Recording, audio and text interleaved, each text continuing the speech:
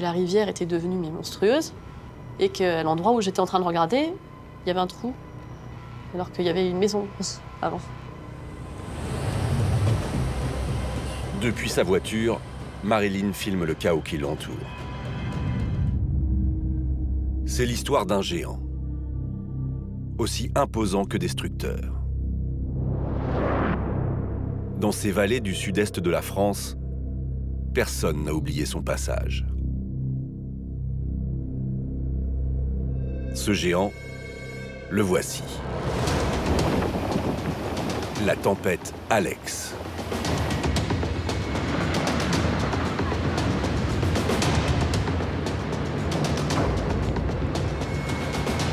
En octobre 2020, son volume d'eau, équivalent à près de 40 fois le lac d'Annecy, se déverse sur une partie des Alpes-Maritimes.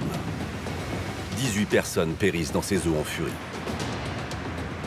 Madame, Monsieur, bonsoir. Bienvenue dans ce journal très largement dominé par les intempéries dans les Alpes-Maritimes et cette inquiétude quant au bilan humain. Après le déluge des dernières heures, les cours d'eau débordent, les dégâts sont considérables. Regardez cette route, c'est la route principale qui mène au village, cette route qui longe la vallée de la Vésubie. On n'avait pas d'événement aussi rapide, instantané, fort que celui qui a été connu dans ces vallées. C'était cataclysmique, c'était l'apocalypse, la bombe météorologique qui nous tombait dessus. De toutes les tempêtes, Alex est la plus spectaculaire, avec des images tournées par ceux qui l'ont subie, à peine croyables. J'ai mis peut-être 30 secondes avant de percuter que la rivière était devenue monstrueuse. À l'endroit où j'étais en train de regarder, il y avait un trou, alors qu'il y avait une maison avant. Grâce à une série d'experts et de témoins clés, pénétrés au cœur de la spirale infernale. Comment ce phénomène, à l'origine situé en Bretagne, a-t-il pu se déployer si intensément près de 1000 km plus loin? Comment, sur place, les cours d'eau ont-ils envahi les zones d'habitation et surpris jusqu'aux services de secours? On a perdu les communications, c'est-à-dire qu'on a perdu tous les réseaux.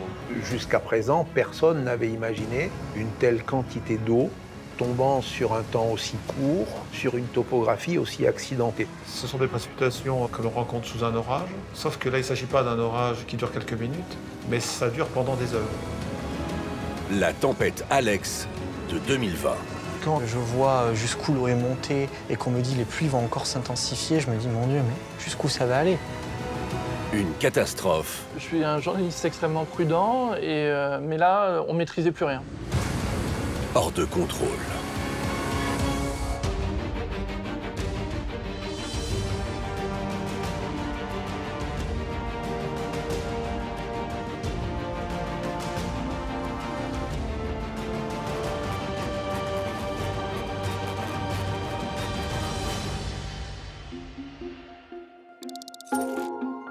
Septembre 2020.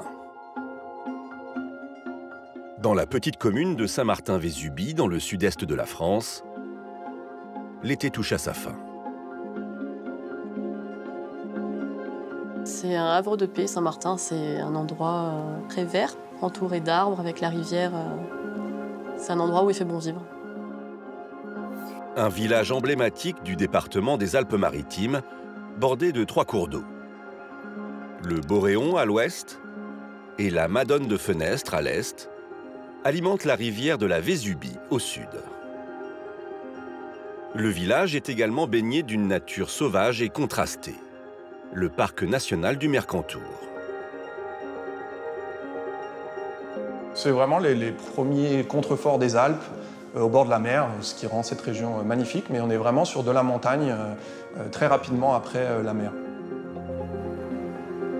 C'est à 1h30 de voiture de Nice et vous changez radicalement de décor, c'est-à-dire que ce sont des rivières encaissées, des petits vallons, des vasques dans lesquelles vous pouvez faire du canyoning.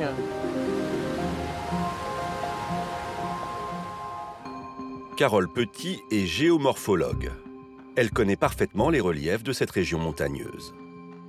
En montant, on arrive dans des reliefs qui sont assez escarpés. Et puis on arrive ensuite vers les crêtes du massif du Mercantour qui culminent autour de 3000 mètres, donc dans des massifs relativement élevés. Et tout ça en relativement peu de kilomètres, puisqu'on a 40 à 50 km à vol d'oiseau entre la montagne et la côte. Dans ce petit paradis, les 1400 habitants de Saint-Martin-Vésubie coulent des jours tranquilles. Ils sont loin d'imaginer qu'à 1000 km de là, un monstre climatique approche.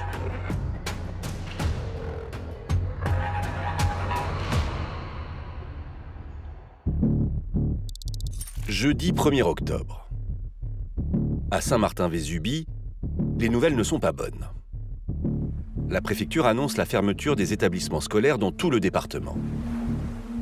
Un phénomène climatique dangereux pourrait bientôt survenir dans la région.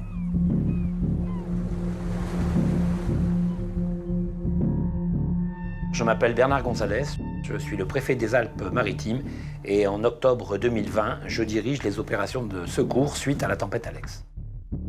Lorsque les services de Météo France nous informent des risques qui pèsent sur le département, on est sur une alerte orange concernant à la fois le risque inondation, le risque orage pluie violente et le risque vague submersion, c'est-à-dire que nous allions être menacés sur tous les fronts. Il n'est pas rare qu'en cette période de l'année, la population assiste à ce type d'alerte, spécialement ceux qui habitent les montagnes. À la fin de l'été, la région est fréquemment le théâtre d'épisodes pluvieux intenses. Les experts parlent d'épisodes méditerranéens.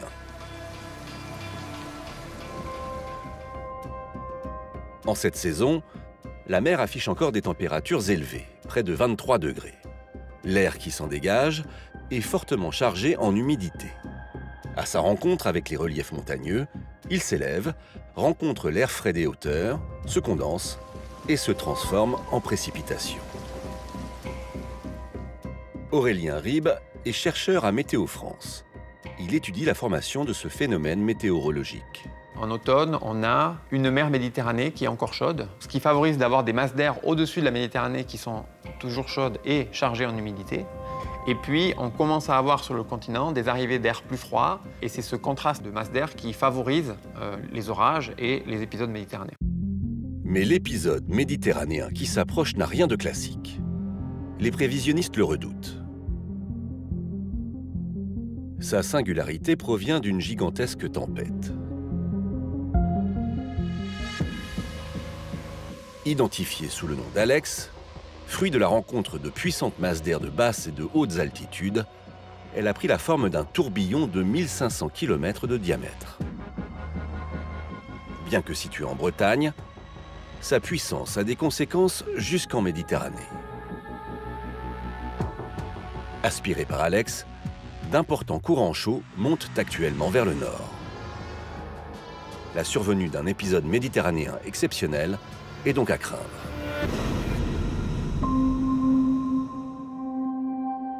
Mais bien loin de ce phénomène extraordinaire, les Saint-Martinois, comme le reste de la population des Alpes-Maritimes, ne s'inquiètent pas de cette vigilance orange, et pour cause. Au moment où je prends cette décision, je peux vous dire que le ciel est bleu, le soleil brille, et que personne n'imagine encore ce qui va se passer. Chez certains, il y avait une forme de méfiance, d'incrédulité. Voilà. Ils ne voulaient pas trop y croire. Ils se disaient, bon allez, c'est encore le principe de précaution qui prévaut et on prend un peu trop de marge de manœuvre, on prend un peu trop de précautions, plus qu'il n'en faut en tout cas, quoi. Marilyn habite Saint-Martin-Vésubie depuis 4 ans. Elle et son mari Radouane tiennent une boulangerie dans le centre-ville. Cette vigilance orange les encombre plus qu'autre chose. Quand on a reçu le mail du rectorat qui nous disait que les écoles étaient fermées, les crèches fermées, tout ça, on s'est tous dit la même chose, mais tous. Hein. On s'est tous dit, mais ils nous cassent les bonbons, on va fermer les écoles, de toute façon, l'eau, elle va descendre, quoi. Voilà, on s'est tous dit ça. Donc on n'était absolument pas inquiets. On est plus embêté sur le côté pratique de la journée parce qu'il va falloir que j'aille travailler, quoi. Donc comment je dois faire avec les enfants?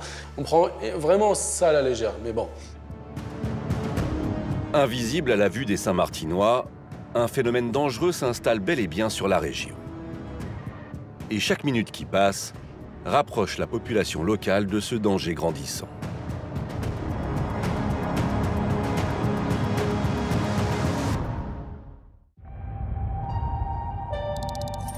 Vendredi 2 octobre, midi. Depuis ce matin, les habitants du département des Alpes-Maritimes connaissent une montée du niveau d'alerte. D'orange, la vigilance est passée à rouge. En plus des établissements publics fermés, toute la population est désormais priée de rester chez elle. Cette fois, les météorologues en savent plus sur l'épisode méditerranéen. Philippe Arbogast encadre une équipe de prévisionnistes à Météo France. Il suit de près l'évolution du phénomène. La montée en vigilance rouge a été accompagnée de messages indiquant attention, il s'agira de précipitations plutôt en montagne, donc le bassin de la Tinée, de la Vésubie et de la Roya, plutôt que les régions côtières. La Tinée, la Vésubie et la Roya sont les trois vallées principales composant le massif du Mercantour. Cette zone géographique regroupe de nombreux villages. Et tous sont menacés par l'arrivée de la tempête Alex. Dans les modèles numériques, on commence à avoir la certitude de lames d'eau, c'est-à-dire précipitation en 24 heures de plus de 200-250 mm. Voilà. Là, on commence à être sur des valeurs importantes. Si les précipitations attendues sont considérables, le fait qu'elles se concentrent sur cette zone géographique inquiète encore plus les autorités. Ces trois vallées sont en effet parcourues par un nombre important de cours d'eau. Les principaux sont la Tinée, la Vésubie et la Roya.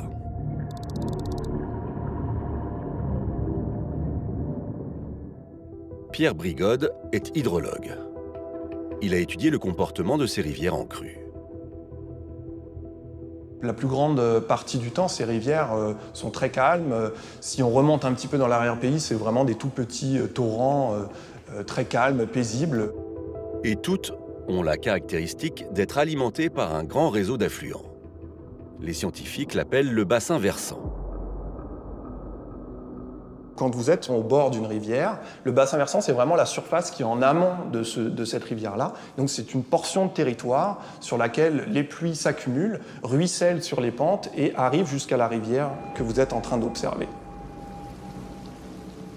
Le bassin versant, cette zone où les eaux coulent et convergent vers un même point, peut donc avoir des conséquences dramatiques si de fortes pluies se déclarent. Les bassins versants sont vraiment contraints par les reliefs, par les lignes de crête. Quand vous êtes sur une ligne de crête, une goutte d'eau qui tombe, elle peut tomber à l'est ou à l'ouest, et donc elle va aller dans différentes rivières. Dans la région, le risque de voir ces rivières augmenter de volume est particulièrement élevé. Malheureusement, les prochaines heures montreront tout leur potentiel.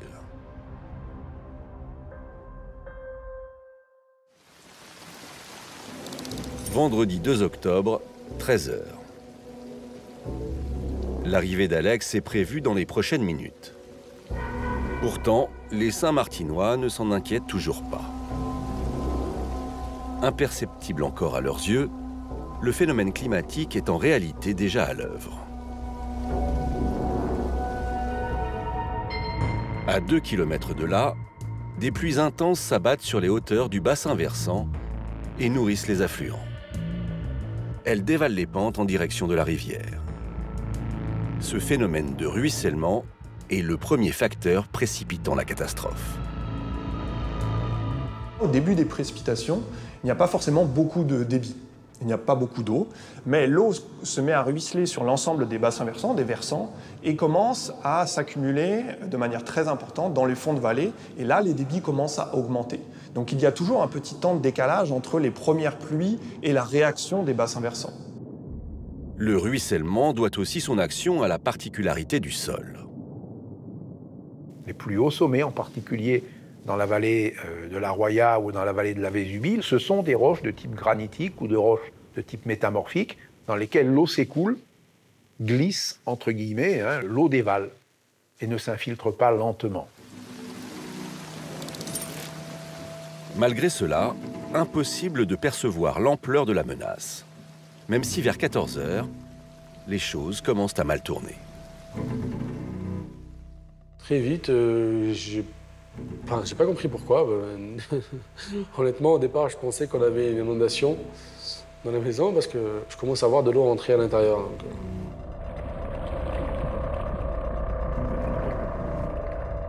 Il a fallu que j'appelle mon épouse qui était en train de travailler à ce moment-là, à la boulangerie, et je lui dis, bon, bah écoute, il va falloir que tu rentres, ramène des raclettes, tout ça avec toi, parce que là, on prend l'eau, il va falloir vite, tu vois, faire quelque chose.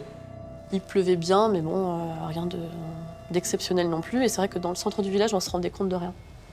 Et jusqu'au moment en fait, où je reçois un coup de téléphone de mon mari, c'était vers les 15h, qui me dit « rentre vite, ramène les raclettes parce qu'on prend l'eau dans la maison ». Je me dis « il exagère, bon, franchement, je me serais jamais fait un scénario catastrophe comme ce que j'ai pu voir après. Jamais. » Tous ne connaissent pas le même prélude à la catastrophe. Dans la vallée voisine, à Breil-sur-Roya, un autre élément fait son apparition. Je suis Sébastien Laran, maire de Breil-sur-Roya, l'une des communes les plus touchées par la tempête Alex. On a surtout commencé à comprendre que ça allait être un phénomène assez important parce qu'il y a eu d'énormes rafales de vent qui ont fait que partout dans la commune, il y a des arbres qui sont tombés. Je me suis déplacé sur la partie haute du village de Breil parce qu'il y avait un toit qui avait été emporté. Et là, j'ai vu partout des tôles, des tuiles, des pots de fleurs, des poutres, des toits qui volaient un petit peu partout. J'ai un sapeur-pompier qui m'a dit faut que vous mettiez un casque parce que sinon vous allez vous faire fracasser le crâne. Alex commence à peine son travail de sape. Ce que les habitants observent est impressionnant. Mais ils n'imaginent pas ce qui va suivre.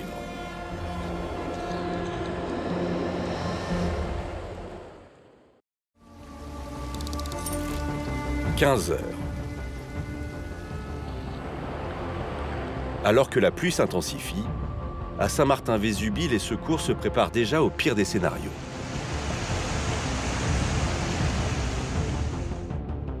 Je suis le commandant Jean Judicelli, je suis le commandant des opérations de secours dans la Vésubie lors de la tempête Alex.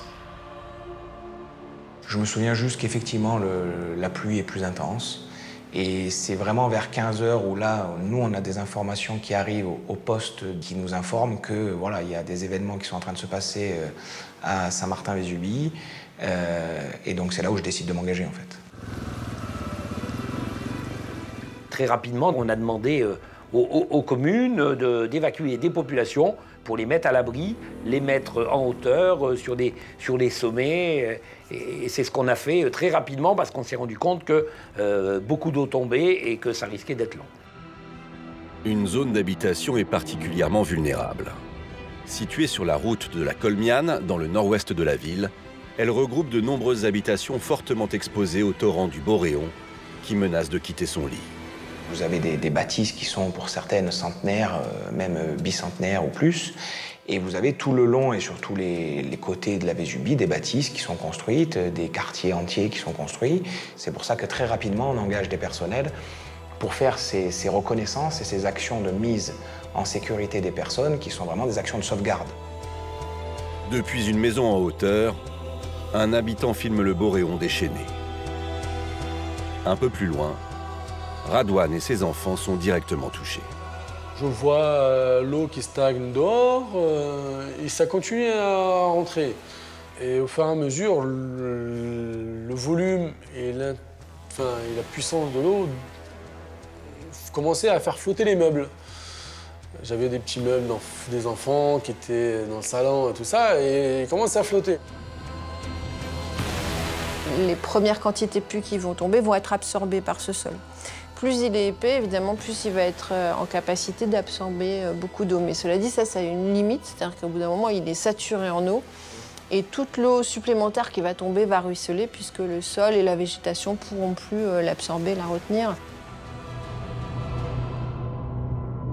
Dans le centre du village, l'ambiance est tout autre. Marilyn s'apprête à retrouver Radouane et ses enfants, loin de réaliser l'urgence dans laquelle ils se trouvent. Du coup, je prends les raclettes pour aller l'aider à la maison, mais en me disant, bon, il en fait des tonnes. Voilà. Ça me contrarie parce que je ne peux pas travailler. Donc je prends les raclettes, je prends la voiture. Et puis là, bon, je vois, il y a plein de cailloux, de gravier sur la route. Il y a un camion devant moi, pareil, qui essaye de monter sur la route de la Colmiane. Et puis là, en fait, je regarde la taille de la rivière. Mais j'ai mis peut-être 30 secondes avant de percuter, que la rivière était devenue monstrueuse. Et qu'à l'endroit où j'étais en train de regarder, il y avait un trou.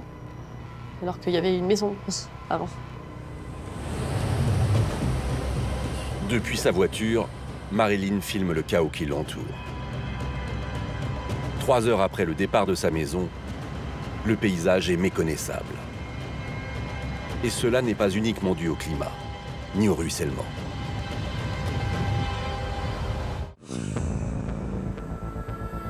Le relief des vallées accélère considérablement l'augmentation du niveau des cours d'eau. Seulement 45 km séparent les plus hauts reliefs de la côte méditerranéenne. La verticalité des pentes laisse présager le pire.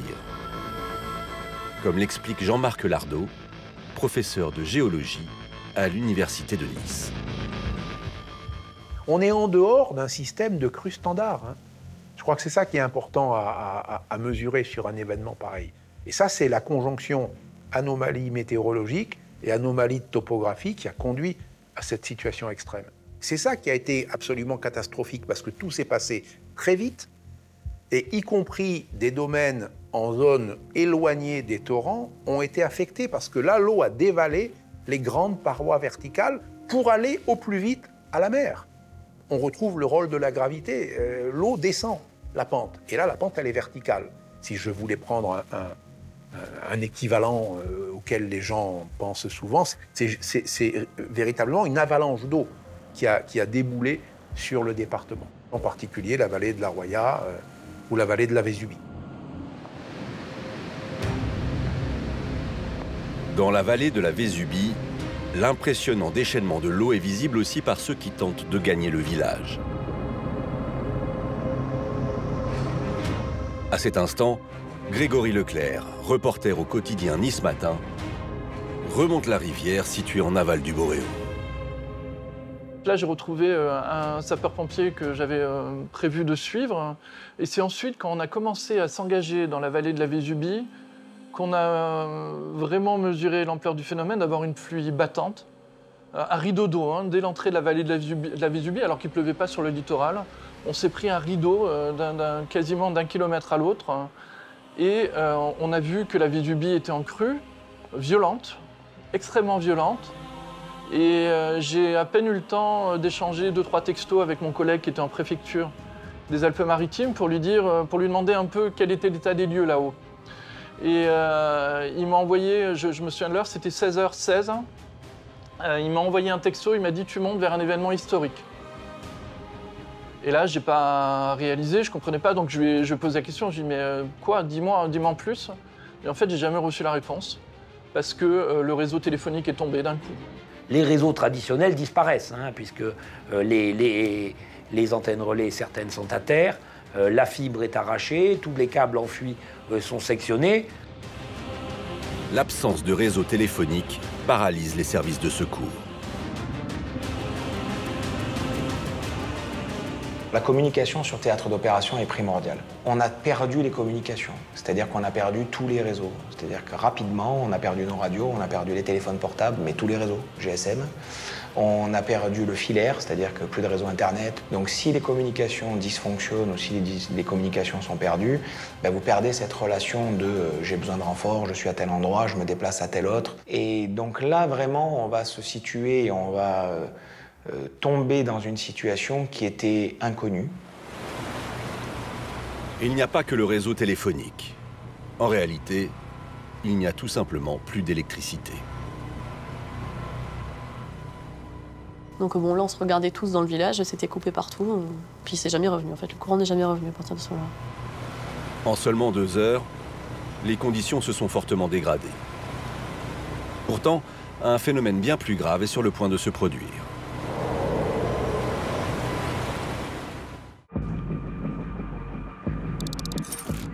« 16 heures. La rivière du Boréon continue de grossir à une vitesse éclair. Après bientôt 3 heures de précipitations intenses, Le petit cours d'eau ressemble désormais à ça.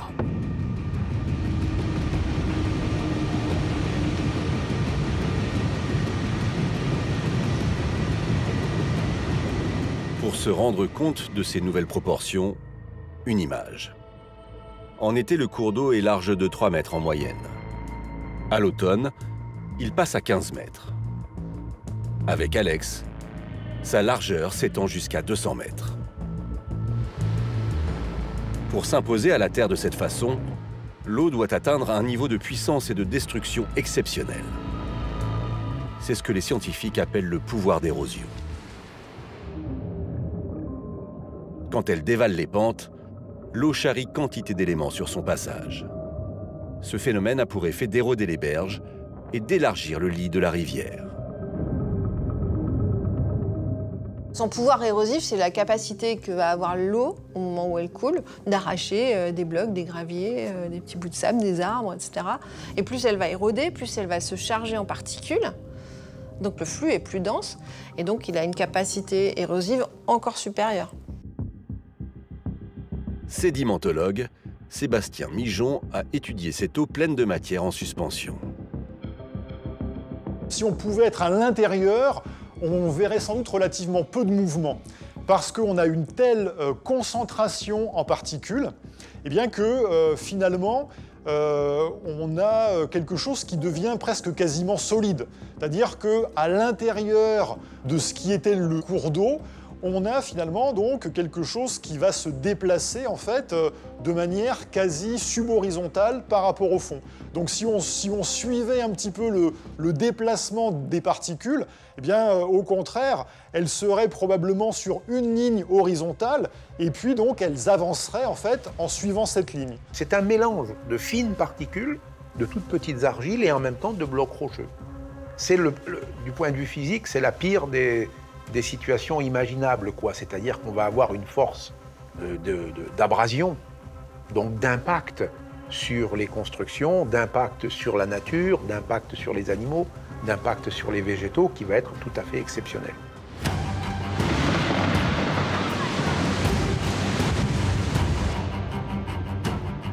L'élargissement des cours d'eau et leur pouvoir d'érosion sont une menace grave pour tout le village. En empiétant sur les terres, la rivière piège les habitations, vouées pour certaines à disparaître. On est arrivé dans un champ qui était en train de se faire grignoter par-dessous, donc c'était dangereux même pour nous. Et sur notre droite, on a vu une première maison qui était au milieu du fleuve. Elle n'y était pas normalement. À la base, elle était à 80 mètres, 100 mètres de la Vésubie, mais là, elle s'était retrouvée au milieu du fleuve parce que le fleuve avait pris ses marques, il s'était élargi. Il y avait des quartiers qui commençaient à être avalés complètement. Les phénomènes s'enchaînent et se conjuguent. En plus du ruissellement et du pouvoir d'érosion, voilà qu'apparaît ce que les scientifiques appellent l'affouillement. Quand elle rencontre un obstacle, l'eau ne fait pas que s'écouler. Elle ronge sa base. Dès que l'eau rencontre un obstacle, elle va donc avoir tendance, donc de manière naturelle, à venir creuser autour de cet obstacle. Et donc plus cette eau va être chargée en particules, plus en fait ce phénomène va être accentué.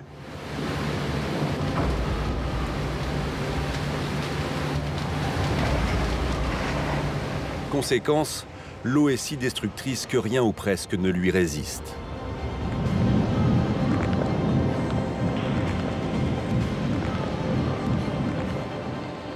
Face au cours d'eau en furie, la plupart des habitants ont quitté leur domicile. Pour d'autres, en revanche, la situation est désespérée. Comme dans cette maison où un couple d'octogénaires attend les secours.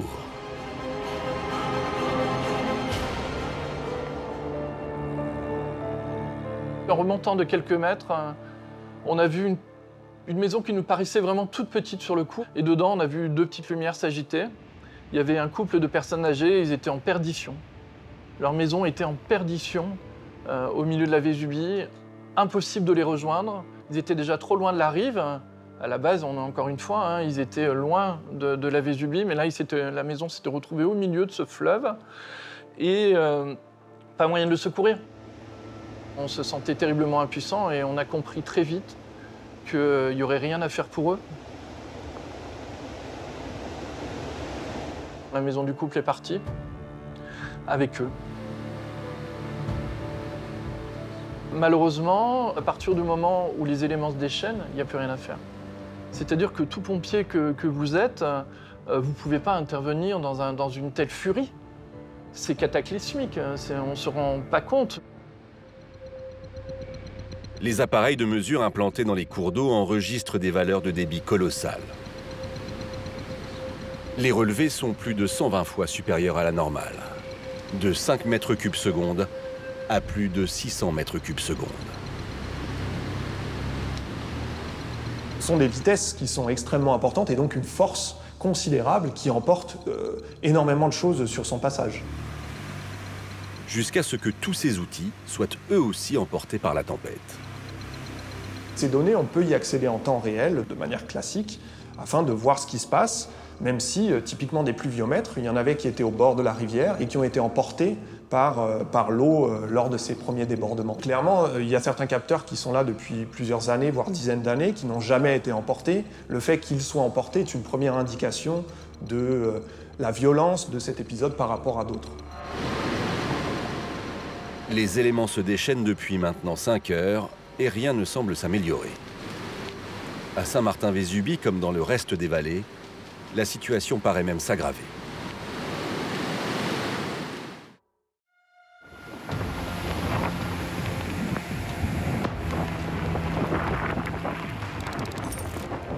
« 18 heures. Les précipitations tombent sans interruption sur la vallée de la Vésubie.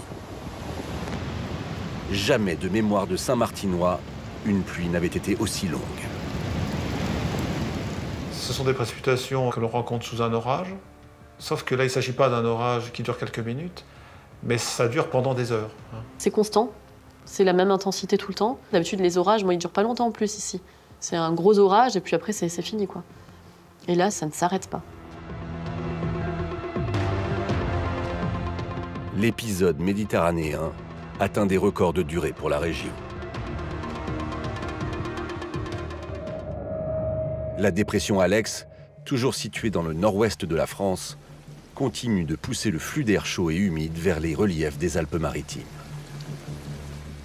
La tempête Alex génère ce flux soutenu du sud vers le nord en direction des montagnes des Alpes-Maritimes. La convection continue à se déclencher, à soulever la masse d'air qui arrive en continu au même endroit parce que c'est le relief qui joue un rôle dans ce cas-là qui est important. Loin de sa famille, Marilyn s'inquiète. Elle n'a toujours aucune nouvelle de son mari et ses enfants. On n'a aucune info de personne, il n'y a plus de réseau, plus rien, donc on est vraiment coupé du monde. Et c'est chacun se gère du mieux qu'il peut. Je me dis qu'il doit être en grosse galère avec les enfants parce que si la maison a pris l'eau, on n'a pas d'autre endroit où aller. Voilà, le petit qui doit avoir faim et puis en plus qui est collé à moi en permanence. Et puis je sais pas si voilà, s'il est parti, s'il est toujours là-bas, si c'est plein de si justement de questions qui restent sans réponse. Donc c'est hyper angoissant avec la nuit qui arrive. En effet, dans le secteur de la Colmiane, là où son mari et ses enfants sont réfugiés, la situation dégénère. La perte des routes empêche toute action des pompiers. On a eu cette problématique-là sur certaines zones ou certains quartiers ou même certains bâtiments ou maisons qui vont être isolés complètement et là où, à un moment donné, on n'a pas les moyens techniques d'arriver à ces zones-là, on ne les a pas. La zone du Boréon, pour reprendre la zone du Boréon qui est donc en partie nord de Saint-Martin-Vésubie, elle est complètement inaccessible. Seul dans sa maison, Radouane doit prendre une décision. Je me dis, bon, bah, allez, je récupère 2-3 affaires pour les enfants et je me suis dit, bon, bah, je vais les emmener chez des amis à moi qui sont un peu plus haut sur le route du Boréon. Je reprends la route et c'est là, très vite, même pas au bout de 50 mètres, des arbres en plein milieu de la route, des blocs de roches, enfin, c'était le chaos sur la route, quoi. C'était vraiment l'apocalypse, quoi.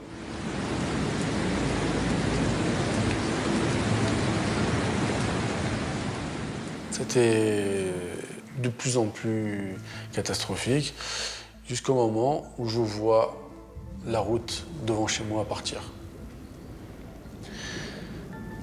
Là, j'ai eu peur. Là, j'ai eu peur parce que je commençais à me dire que ça avait commencé à grignoter, en fait. Ça avait commencé à venir de plus en plus vers chez nous.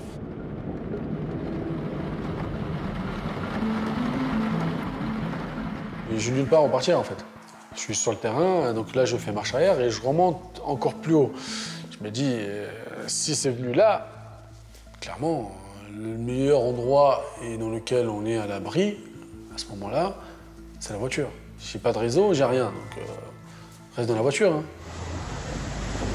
Si certains comme Radouane tentent de sauver leur vie, d'autres jusque-là épargnés voient Alex s'abattre sur eux.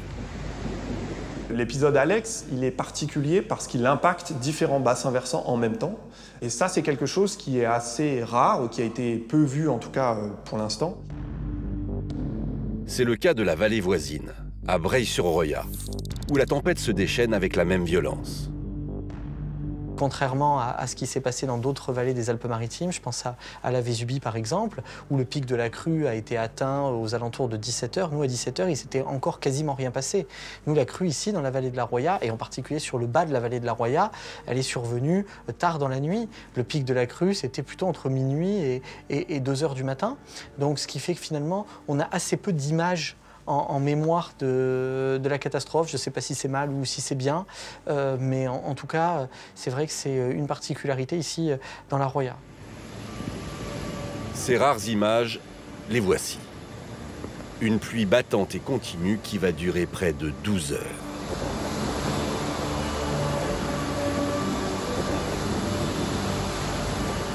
Malheureusement, quand elle prendra fin, le cauchemar ne fera que continuer.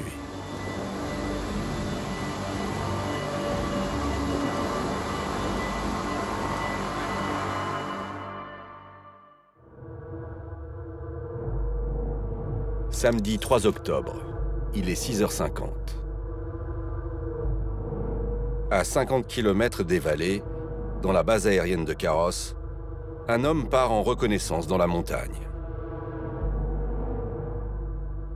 Je m'appelle Benoît Ringot, je suis pilote d'hélicoptère et je suis le premier à survoler les vallées le lendemain de la catastrophe.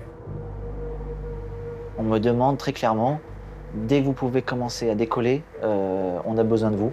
Donc moi j'ai dit je peux voler à partir du lever du soleil. Donc en l'occurrence sur cette période, j'ai dit qu'à 7h on peut engager un hélico et je peux décoller à partir de 7h.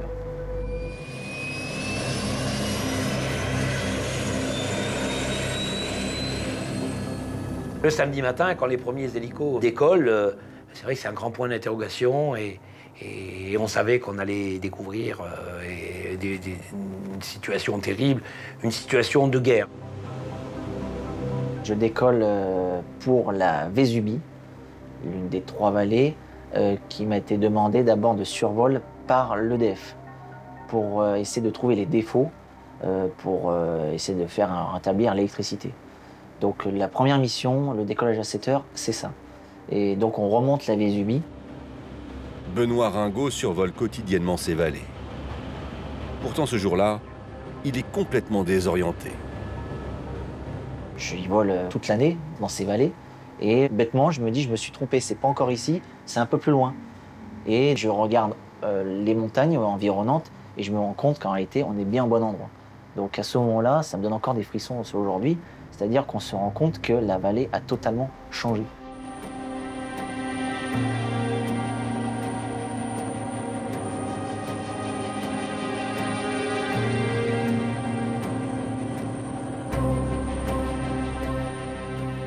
On voit des portions de route arrachées. Il y a des maisons, des gens que je connais qui avaient des maisons et je ne reconnais plus du tout le secteur. Des maisons ont totalement disparu. S'imaginer que des maisons disparaissent comme ça, c'est impensable.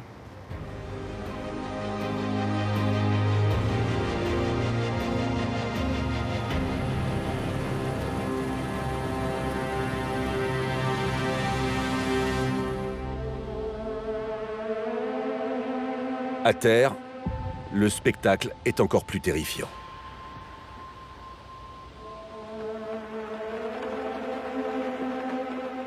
C'était quasiment le lever du jour, quoi. Donc, je vois que ça s'est un peu calmé, donc je laisse les petits, ils étaient en train de dormir dans la voiture, j'ouvre la porte, je descends doucement, et je me rapproche du bout de la route.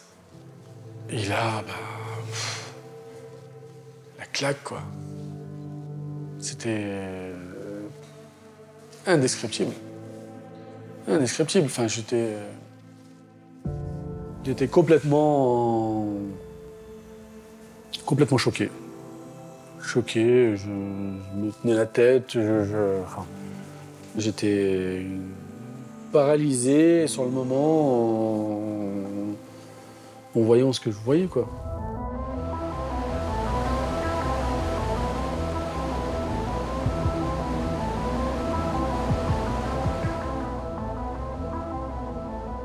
On avait l'impression qu'on s'était fait bombarder. C'était vraiment une bombe météorologique. Il y a des endroits, des routes entières sur des centaines de mètres. On se demandait même s'il y avait eu quelque chose avant. Voilà, tellement ça avait été emporté, détruit, mangé, déchiqueté. À certains endroits, il y avait carrément des cratères. Je vois le lac rempli de carcasses de voitures, de matériaux, de troncs d'arbres, de tout. Je vois le petit pont de la Poste qui a complètement disparu, qui est enseveli sous une montagne de rochers, de cailloux, de déblais qui ont été charriés par la Lavine, qui est un affluent de la Roya. Je vois des routes fracassées un petit peu de partout. Le pays ne tarde pas lui aussi à prendre conscience de l'ampleur de la catastrophe. Madame, Monsieur, bonsoir. Bienvenue dans ce journal très largement dominé par les intempéries dans les Alpes-Maritimes et cette inquiétude quant au bilan humain. 8 personnes officiellement disparues et de très nombreuses autres dont on est sans nouvelles. Plusieurs dizaines de maisons mais aussi de routes ont été emportées par la furie des flots. L'ensemble des 3 vallées a été frappé par la tempête Alex. Dans la Tinée, la Vésubie et la Roya, les dégâts sont tels qu'une grande partie des villages sinistrés est coupée du monde. Les secours affrontent une situation inédite.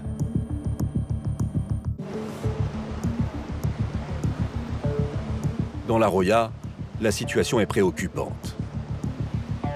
Des portions de route sont détruites. Il n'y a plus de route, il n'y a plus de train, il n'y a plus de téléphone. C'est compliqué, on n'est pas habitué à notre époque à se retrouver dans de telles situations. Donc on peut imaginer l'angoisse. Les 2 routes menant au village de Breil-sur-Roya sont en grande partie détruites. Plus au nord, l'ensemble de la vallée est rendu complètement inaccessible par la présence sur l'axe de 128 brèches. Un chantier titanesque pour Sandra Giordan, contrôleuse de travaux. Pour nous, une brèche, ça peut être 2 mètres comme 200 mètres. Voilà, c'est à partir du moment où la voirie donc, et la route sur laquelle qu'on utilise est endommagée d'une manière ou d'une autre. Il y a des endroits qui ont été plus touchés. Déjà les gorges où c'est très étroit. Il y a une succession de brèches qui est impensable. Sur la route, les brèches s'additionnent à une série de 14 ponts balayés par les eaux. Leur structure en forme de voûte n'a pas résisté. Tous les éléments charriés par la rivière en crue se sont heurtés aux fondations.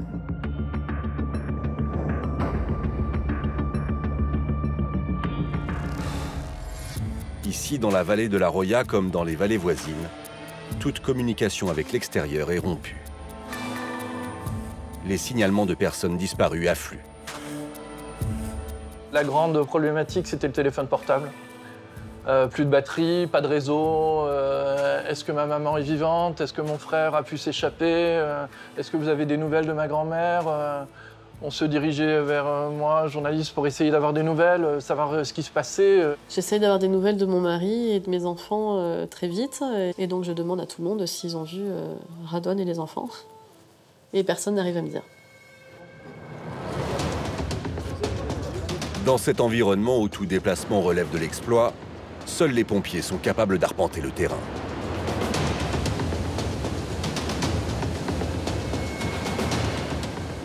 Là, j'ai envie de dire, la montée en puissance est à la mesure de l'événement violent qu'on a eu, c'est-à-dire qu'elle est très très importante. Je pense peut-être même qu'elle est d'ampleur inédite en France, puisque là, on va mettre en place une montée en puissance des secours et des vecteurs sur zone qui vont être de nature à permettre de reconnaître vraiment la plupart des zones, parce que on se rend compte que la vallée de la Vésubie est quand même très étendue, qu'il y a des refuges, qu'il y a des endroits où malheureusement on n'a pas pu aller à ce moment de la crise, quand on est en pleine nuit et quand on est sous le feu, encore une fois, de cet orage et de cette tempête extrême.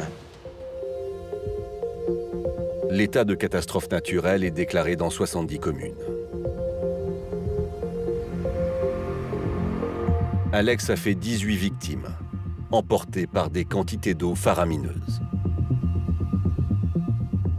Météo France indique que 560 millions de mètres cubes d'eau se sont déversés sur le département, soit près de 40 fois le volume d'un lac comme celui d'Annecy en seulement quelques heures. C'est pratiquement 1 an de précipitations dans les régions les moins arrosées françaises, de type, par exemple, bassin parisien ou région toulousaine. On est à peu près à ces niveaux-là de précipitations en cumul sur une année. Donc c'est une année de pluie qui tombe en une journée. Les intensités les plus élevées ayant été mesurées sur cet épisode à 90 mm en 1 heure. C'est des très très fortes intensités de précipitation. Faute de pouvoir emprunter les routes, les secours déploient les grands moyens. Un pont aérien, l'un des plus importants dans l'histoire de France, est mis en place. Le pont aérien, c'est quasiment une 50aine d'hélicoptères qui étaient basés ici. La priorité, c'est les évacuations sanitaires, ramener ceux qui voulaient revenir, et puis pour les autres, ramener des vivres, de l'eau, livrer des groupes électrogènes pour permettre d'avoir un minimum d'électricité. Voilà, la priorité, ça a été ça, assurer les besoins primaires d'une population qui était coupée de tout.